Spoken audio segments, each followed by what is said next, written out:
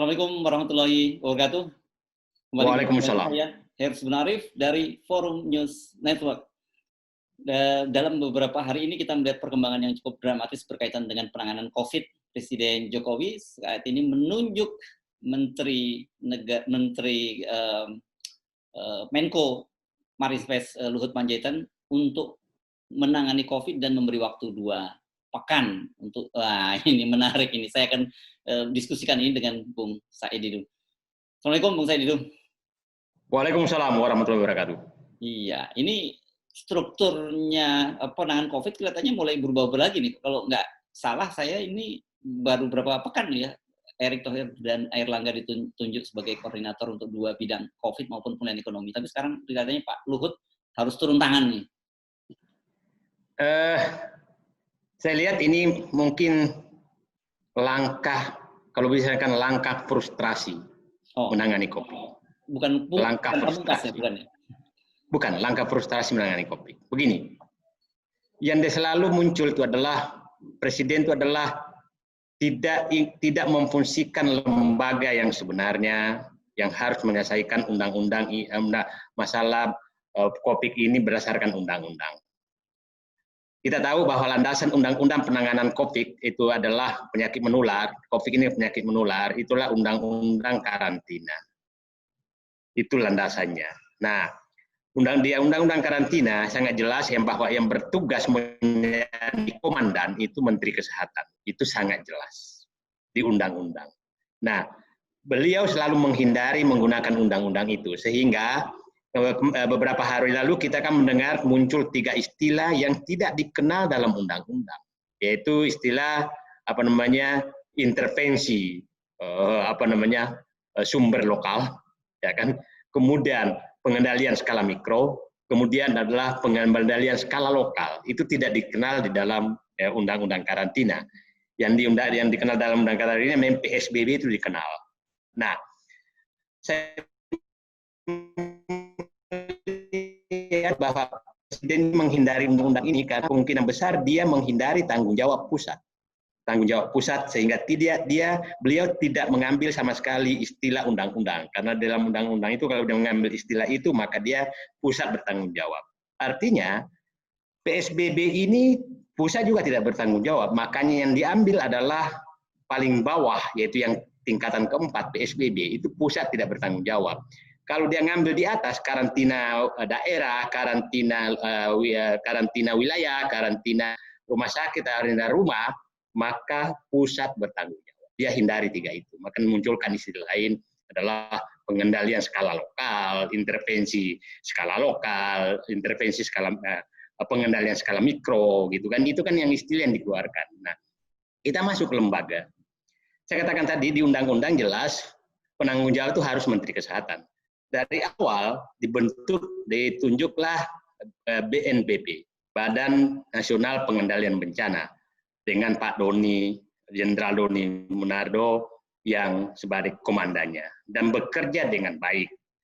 Tapi terus tahu-tahu muncul Doni di bawah Menko Perekonomian, pengendalian COVID lewat Kepres.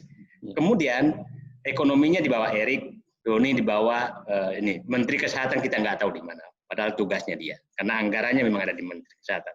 Nah, 2 hari lalu secara lisan menyatakan bahwa Pak Luhut yang diminta menangani 7 provinsi, 7 atau 9 lupa saya. Nah, yang bagi seorang birokrat, 9 provinsi. Bagi seorang birokrat itu sangat susah bagaimana mengadministrasikan anggarannya. Pertanyaannya adalah penunjukan ini apakah lewat Kepres? Kalau tidak ada landasan hukumnya, maka anggaran nggak bisa keluar. Anggaran bisa keluar karena tidak ada landasan hukumnya. Kalau hanya omong-omong itu manajemen ketua RW, ketua RT, gitu, ngomong-ngomong doang. Nah, jadi nggak terbayang oleh saya adalah bagaimana nanti anggaran COVID ini diaudit oleh BPK dengan berpindah-pindah begini. Nah, menjadi pertanyaan juga, orang belum bekerja baru 3 minggu kok Airlangga itu. Nah, muncul pertanyaan bagi saya adalah kenapa BNPB, Pak Dodi Monardo ini yang kita kenal selalu muncul objek itu semakin didegradasi perannya. Didegradasi perannya, bukan dinaikkan. Nah, saya ingin agak membaca bahwa ini kelihatannya agak politis pengambilan kebijakan ini, bukan lagi sekedar pengendalian COVID. Kita tahu bagaimana kalau Anies mengambil kebijakan apapun diserang, bahkan gubernur seberangnya itu menyerang. Jadi ini politis sekali. Nah, ini kita tahu bahwa ini dipolitisir. Nah, jadi pembentukan pengendalian COVID ini kita juga harus membacanya. Ini politis nggak ini? Nah, saya melihat langkah-langkah Jenderal Doni ini itu selalu sangat objektif. Ya, dalam kasus Jakarta misalnya dia dengan tegas menyatakan bahwa Anies Baswedan selalu berkonsultasi dengan dia, begitu ya, sementara yang lain pada menyerang, gitu kan? Iya, jadi saya lihat angka-angka yang dikeluarkan juga sangat objektif. Saran-saran yang disampaikan juga objektif untuk menyelesaikan COVID. Nah, tapi mungkin karena objektifnya itu ada merasa gerah secara politik, sehingga ini harus didegradasi perannya. Coba bayangkan Doni Monardo sekarang bingungnya dia. Secara kepres di bawah presiden, tapi ada kepres lain di bawah Menko Perekonomian, ada instruksi lain di bawah Menko Maritim dan Investasi. Nah, saya nggak kebayang Pak Doni ininya. Kalau memang nggak suka Doni, pecat aja. Jangan menyiksa orang seperti itu. Atasannya jadi 3, gitu. Jadi ini menurut saya langkah frustrasi yang disampaikan, yang diambil, yang dilatar belakangi oleh agenda politik. Ya. Nah, kalau begini terus, kan kita sulit berharap nih, Bung Said Didu, bukan karena keputusan pemerintah bukan berarti berdasarkan objektivitas, tapi berdasarkan kemudian langkah-langkah politis. Padahal yang sekarang kita butuhkan langkah yang terukur bagaimana menangani kesehatan. Ya, ini saya sih berharap semua kesampingkanlah politik. Ini masalah nyawa manusia. Hari ini Sekda DKI sudah dipanggil Yang Maha Kuasa karena COVID. Innalillahi wa inna ilaihi raji'un. Kurang apalagi kita menganggap bahwa ini masalah serius. Sangat serius.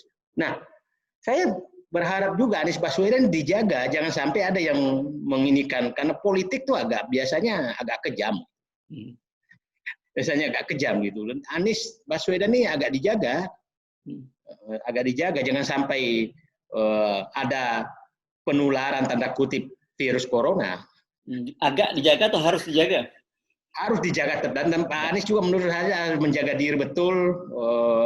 Diundang rapat juga harus hati-hati gitu, karena saya lihat ini politiknya tinggi sekali.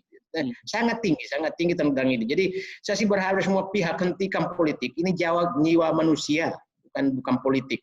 Udahlah, nanti aja lah berpolitiknya.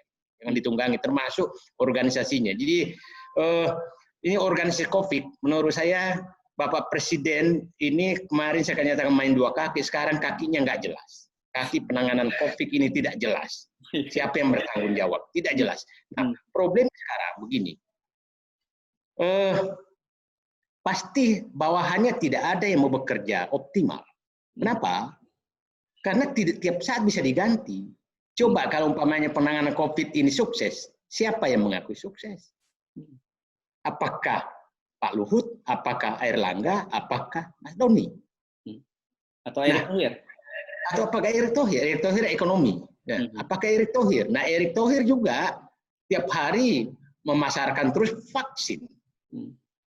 Jadi ini nggak jelas sama sekali gitu. Terus Menteri Kesehatan kemana? Menteri Kesehatan kemana? Jadi betul-betul saya bilang pengelolaan negara kelihatan sangat amburadul, sangat amburadul. Itu nggak kebayang saya nanti kalau pemerintahan jadi bersih, memeriksa, mengaudit semua ini, menurut saya berantakan semua. Ya contoh saja lah, ini di luar topik, Menteri Pertanian akan melatih tentara untuk menjadi sopir traktor. Menteri Pertahanan memelihatkan pasukan cadangan untuk bertani. Ini udah bertukar-tukar nih. Oke, Gitu. jadi kembali ke penanganan COVID ini, siapa yang sekarang harus kita bisa dengar atau kita ikuti instruksinya dengan situasi seperti sekarang ini, Bang Saidin? Ya, kalau saya bilang orang yang sekitar Jakarta ikuti Anies saja lah. Sekitar Jakarta, ikuti Anies saja. Okay. Daerah lain kopi Anies saja deh. Dan kopi Sumatera Barat. Itu dua provinsi yang menurut saya oke gitu menangani COVID. Gitu. Jadi nggak cuekin saja siapapun ini, yang penting nyawa manusia kita harus selamatkan. Bayangkan aja Anies yang bekerja keras pun, orang paling dekat dia sekdanya pun sudah menjadi korban. Ada wali kota juga ya? Yang sangat wali kota yang sakit juga ya? Iya. Kalau nggak salah Jakarta Barat atau yang sakit juga. Ya. Ya, jadi ini sudah menurut saya sangat kritis persoalan ini. Kita awasi saja siapa pejabat yang mempolitisir terus.